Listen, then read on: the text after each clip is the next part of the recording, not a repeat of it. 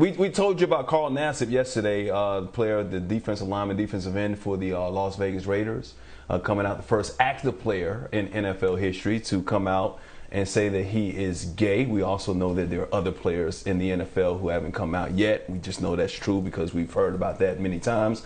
Well, it's paying off right now because his jersey is flying off shelves, skyrocketing.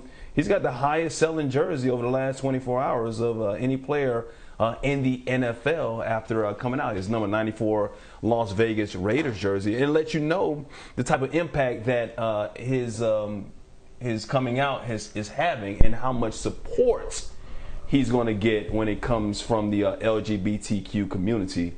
So it's good to see. It really is good to see because more and more people should really be able to speak and live in their truth.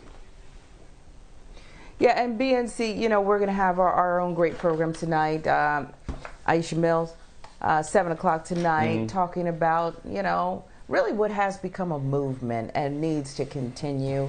We have the BEC logo that is draped in that those rainbow colors, which we're very proud of. But I will say this, and I said this yesterday, I'm going to double down on it today about the NFL. I don't think it's the players who could not take this, would not take this. There's such groupthink in an institution when it comes to football, right?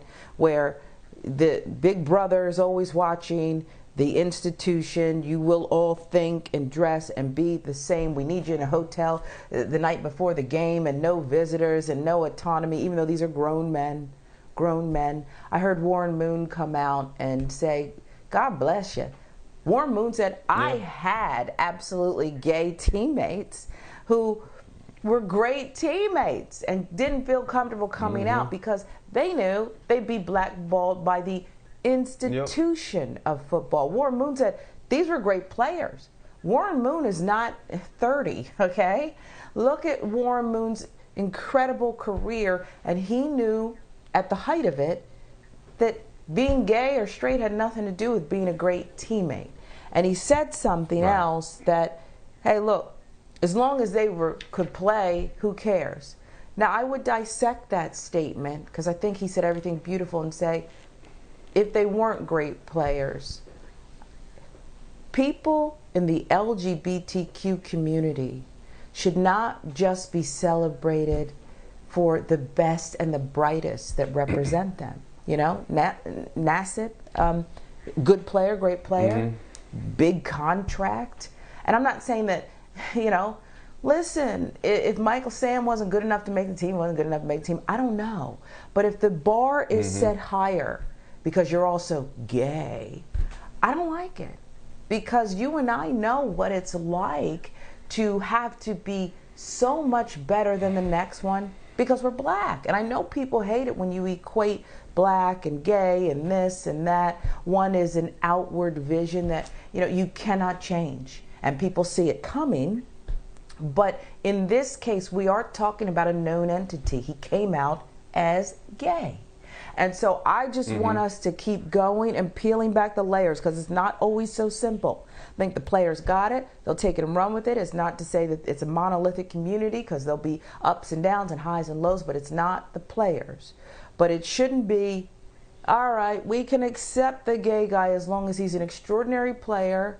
He's not too gay. He's not too much of a distraction. It should, because that's not how other people are judged. You know, that's not how Colin Kaepernick was. He's too black. He's like blackety black. You know, so we can't have that knee stuff around here. And I think I'd love to see it keep going. I'd love to see it keep going where that last part of Warren Moon's statement isn't always necessary. And I hear everything you're saying, and I agree with what you're saying, but you want to live in a utopia, and the problem is now because of the way the world is, and the NFL is, and the way it's been structured, it's not a utopia. And I don't like it, don't get me wrong. The difference between what you're talking about, Warren Moon, in the 80s when Warren Moon played, and we know people in the LGBTQ community were looked at much differently back in the 80s. Like, you know, there's progress is being made, but they're still not there.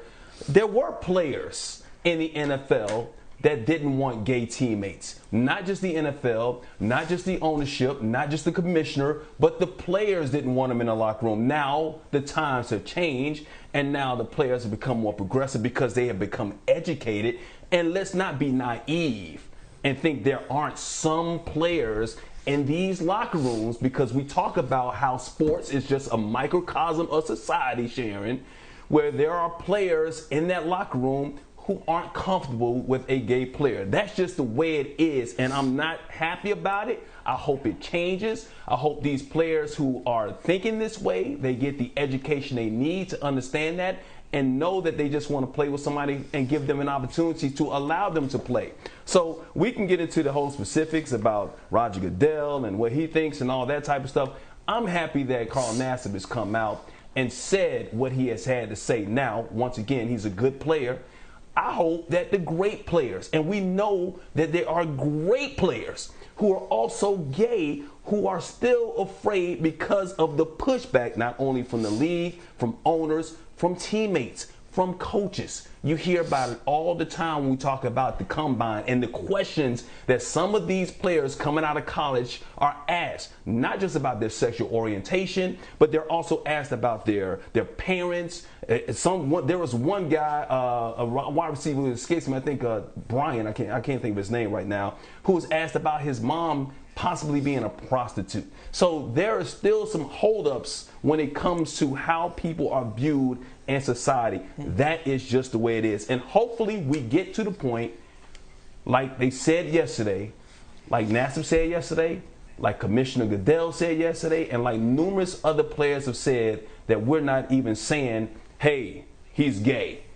We're just saying he can play. And that is the only thing that really matters. So you're right about a lot of it, but unfortunately, we still have a lot of work to do when it comes to this matter. And especially even in our community, because we're doing this thing here in BNC, and I'm happy we're doing this, Sharon. But we also know that there are a lot of people in our community, and I'm not just talking about football, that still don't accept the LGBTQ community. They got a lot of hang-ups when it comes to that. That's just reality, and that is what we need to fix in society. Well, the work you're talking about is what I'm talking about. I'm not talking about utopia, and I'm not naive. I said that there are still highs and lows, and there's still some people and players out there. My point is, I want us to keep going and keep peeling back the layers and not just be happy that this player came out and some people are saying, and I think authentically believing what they're putting out there. It's not just rhetoric. Roger Goodell can miss me. I told you why yesterday. He deserves 2 pies to the face. Everybody else, though, I'm going to take them at their word. But when it comes down to it, I don't think we should rest with, well, isn't that great? I think we should keep going and say, if you have 2 players with the same ability and one is gay and one is straight, you should not judge that gay player. And if right now, and I believe right now that is the case, we should work and push and point it out, just keep pointing it out, just keep pointing it out, just like we do with black people, because that is what is done to us still today, every single step of the way. And I think it's wise to not just sit back and applaud this wonderful moment, but to then get greedy, get good and greedy, and keep demanding more, and keep pointing out things like Warren Moon's beautiful statement that also then said, well, he was a good player, so since he was a good player, I was cool with it. I don't even know if that's what he meant, but I think we have to keep circling it. You know how they do on the football and they XO, they circle it and they look at the depth chart and all that. That's what I'd love to see done with this. But all in all, beautiful moment. I don't think, and being around, because as a sportscaster, as somebody who has history in this topic and listening to players over the years, after 25 years, I don't think they're looking at it and saying, hey, well, we want to discount them or basically exclude them because of their sexual orientation. I think they look at people, whether it's your religious background. Some of them do, don't get me wrong, but even when it comes to Tim Tebow, and they look at, you know, the distractions that he brings to the table and all that type of stuff because he's a very polarizing figure. But they look at that, and sometimes they look at his religious beliefs or what. They just say, can this guy help us win football games? Bottom line. That's the way a lot of the players, most of the players in the NFL look at it, and they don't care what he is or his sexual orientation or his background or whatever. I want to say it right because I want to be politically correct when it comes to that. I want to be right when I say that. They care about, can this person help me win? No matter what their background is and no matter what they do in their personal lives. That's how most of the players feel. Well, I think you're right, but I done been in some locker rooms and broke plenty of sports stories too. And if that was just true, Colin Kaepernick would be playing today. And so would some other folks whose careers ended a little bit too soon, who were even better than him. But, you know, it's something we'll keep talking about. We can argue about it all day. If he was.